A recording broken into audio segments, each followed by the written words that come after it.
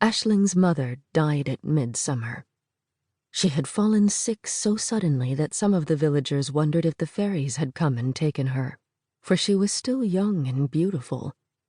She was buried 3 days later beneath the hawthorn tree behind the house, just as twilight was darkening the sky. Moira Solania, the village green witch, came that evening to perform the old rituals over the grave. She stood at the foot of the mound of black soil, a thin old woman with white hair bound in a braid that reached her hips, her face a finely drawn map of lines. Aisling and her father stood across from each other on either side of the grave, and at the head of it, resting on the simple headstone, was the burning candle. Aisling's father had lit it shortly after Eleanor died, and it would burn all night, sheltered by the curving glass around it.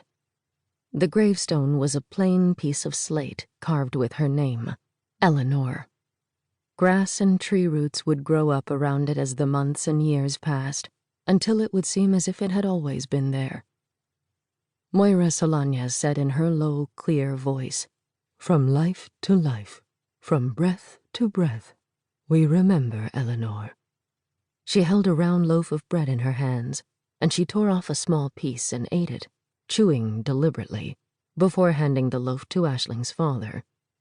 He pulled off his own piece, then passed it to his daughter. It was still warm, and it smelled like her mother's kitchen after baking.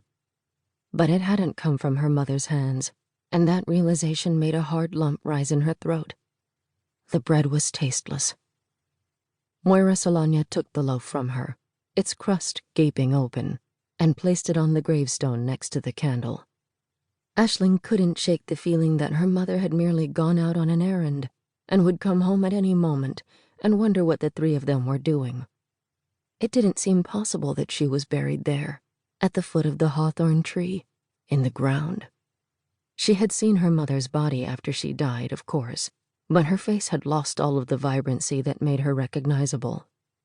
And it was easier to believe the village rumors than to sit with the ache inside herself. She remembered those rumors now,